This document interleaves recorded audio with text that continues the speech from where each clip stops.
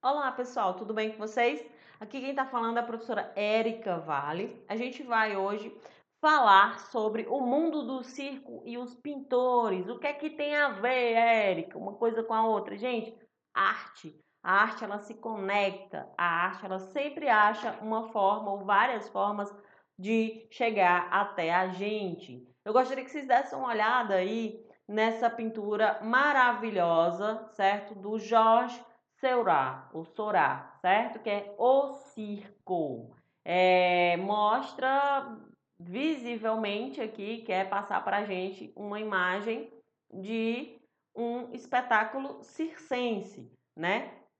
Então, não é de hoje, não é desde sempre os artistas, eles, independente de ser um acrobata, de ser um palhaço, de ser um pintor, de ser um dançarino, todos eles buscaram suas inspirações no circo, no ambiente circense, certo? Então a gente resgata mais uma vez aqui a imagem do palhaço. O palhaço, ele, como a gente falou na aula passada, ele pode ser considerado um dos artistas mais completos do ambiente circense, né? É um artista que ele utiliza o corpo, ele dança, ele pula, ele canta, ele toca instrumento, ele usa máscara, ele se pinta, ele veste diversas roupas diferentes, ele usa peruca, certo? Então ele pode ser considerado um dos artistas mais completos do ambiente circense, tá certo? Então, assim, a gente tem aí no livro de vocês algumas representações desse artista, né? Na fotografia, a gente tem desenho de giz, a gente tem na pintura e a gente tem um desenho digital. Então, a figura do palhaço é uma figura muito presente, sim, e é uma das principais que foram representadas aí por alguns artistas que a gente vai falar agora nessa aula, certo? Então, assim, o Renoir, certo?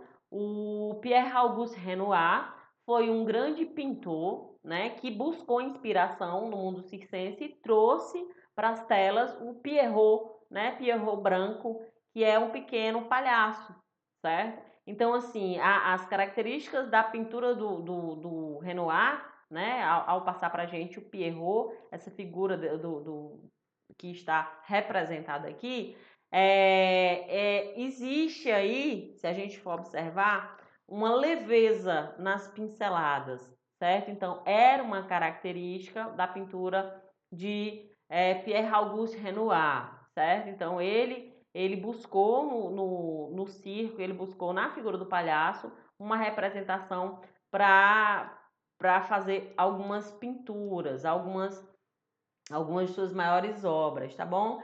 E aí a gente vem agora para o que seria a pintura impressionista. Érica, o que é isso? É a pintura de impressão?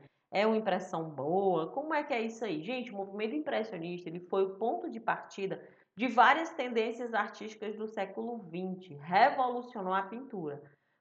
Pois, bem de perto, a pintura impressionista se assemelha a borrões, né? Se vocês observarem aí no livro de vocês, aproximarem bem aí essa imagem do Claude Monet, que chama Nenúfares, certo? Aqui, que é uma pintura de óleo sobre tela, tá certo? Vocês vão perceber algumas características interessantes, certo? As cores não são misturadas na paleta, né? Vocês podem perceber que elas são colocadas, dispostas de maneira individual, certo? Eles pintavam em pequenas áreas de cores distintas para que os olhos do espectador as unissem, certo? Se você observar muito de perto, você vai ver uma porção de borrões. A partir do momento que você vai afastando a visão, você vai conseguir identificar o que está pintado, certo? Então, foi exatamente isso que o livro apresenta para a gente, certo? Então, à medida que você vai afastando o seu olhar, você vai identificando as formas melhor, tá?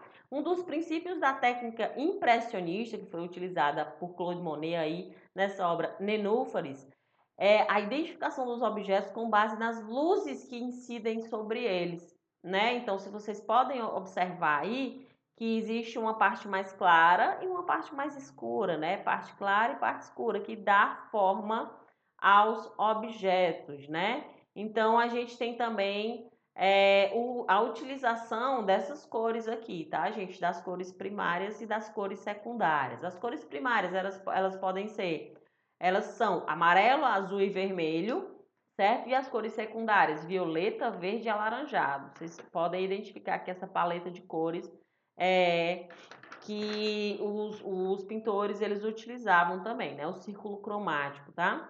Então, misturando essas 6 cores em um círculo cromático, podemos perceber que elas são interligadas. Quer dizer, cada cor ela dá origem a uma nova. E os pintores, como Claude Monet, ele soube utilizar essas cores, certo? Então, o círculo cromático de Johannes Itten nos ajuda a compreender que o verde, por exemplo, é resultado da mistura do azul com o amarelo. A gente aprendeu isso lá na mistura das cores lá na infância, né? Quando a gente estava começando a despertar os nossos dotes artísticos de pintura, certo? Então, basta dizer aí que entende-se que o Claude Monet foi um dos grandes precursores da pintura impressionista, tá bom? É uma das maiores tendências artísticas do século XX, ok, pessoal? Então, a gente tem também, e não menos importante, a Georges Seurat, né? Georges Seurat, que era um dos mais entusiastas, ele gostava muito de representar o circo nas suas obras, tá? Então, na obra A Parada do Circo, de Georges Seurat, que ele era francês, ele foi muito influenciado pelos pintores impressionistas, certo? Então foi ele que criou o pontilhismo. O que é o pontilhismo?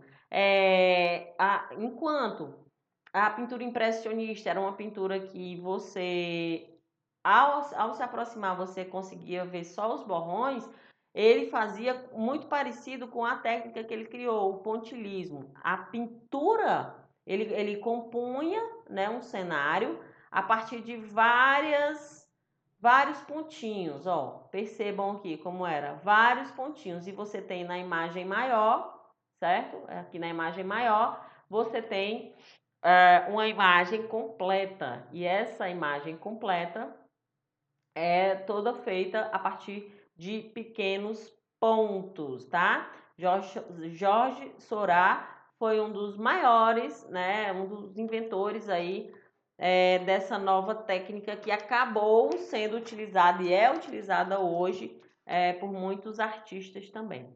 Em segundo lugar, a gente tem o Picasso, Pablo Picasso, né? O Pablo Picasso, ele é um daqueles artistas que ele buscou realmente no circo grande inspiração. Ele até colocou algumas fases, né? A fase azul, a fase rosa, a fase negra, certo? Então, todas essas fases, elas trazem um conjunto de características, tá bom? Então, assim, o que é que o Picasso ele procurava passar nessas obras que retratavam a vida das pessoas do circo, certo? Era o dia a dia daquelas pessoas, daqueles artistas que não tinham uma casa só em algum lugar, em um lugar, certo? Como aqueles artistas eles tratavam no dia a dia, como é que eles se relacionavam no dia a dia, né? Como é que eles treinavam, como é que eles... Então, o Picasso, ele conviveu muito tempo entre esses artistas e ele passou para suas obras essas características, né? Então, a gente tem aí o Picasso, né? Que é uma estátua de cera, tá, gente?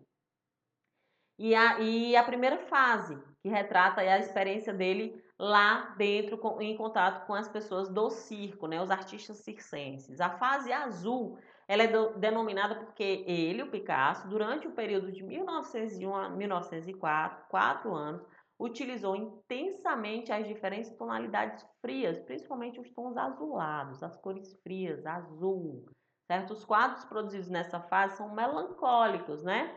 Tratam de tristeza, porque retratam pessoas sofridas, pessoas mendigos, pessoas tristes, certo? Então, a fase azul de Picasso é uma fase que trata da melancolia e traz as cores frias, certo? Em contrapartida, a gente tem aí a fase rosa, que ocorreu entre 1905 e 1906, quando ele morava em Paris, né? Nessa fase, muitos dos seus quadros representavam artistas circenses, acrobatas e arlequins. Suas figuras parecem mergulhadas em uma atmosfera romântica e sentimental, sendo representadas nas cores rosadas e tons terrosos, ó. Rosa, mais perto do vermelho, né?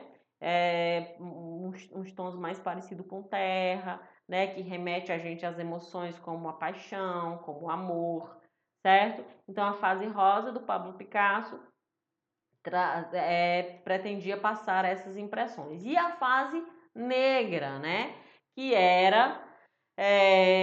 foi bastante influenciada pelas máscaras africanas, certo? Quando o Picasso conheceu as máscaras africanas e pintou as Senhoritas de Avignon, certo? Ele incorporou algumas dessas características marcantes das máscaras, né, às suas obras. E aí, o que é que aconteceu? Ele trouxe o sentimento forte, arrebatador, e começou a trazer as cores carregadas, né, contornadas de preto. Então, as máscaras disformes, os rostos disformes, como a gente tem aqui na pintura Guernica, né, que é um retrato da Guerra Civil Espanhola, que ele pintou, certo? Aqui é um cenário de tragédia. A gente tem as Senhoritas de Avignon e a gente tem uma máscara, né, que pode ter servido como inspiração, os contornos, para que o Picasso ele pintasse as suas obras inspirados aí, dando nome, né, uma fase mais carregada, uma fase mais diferente do que ele já vinha produzindo, certo? Então, percebam que o artista ele busca inspiração na própria realidade, né? E o Pablo Picasso ele buscou isso brilhantemente. Ok, pessoal? Então, um grande abraço, beijos, fiquem bem, tchau, tchau.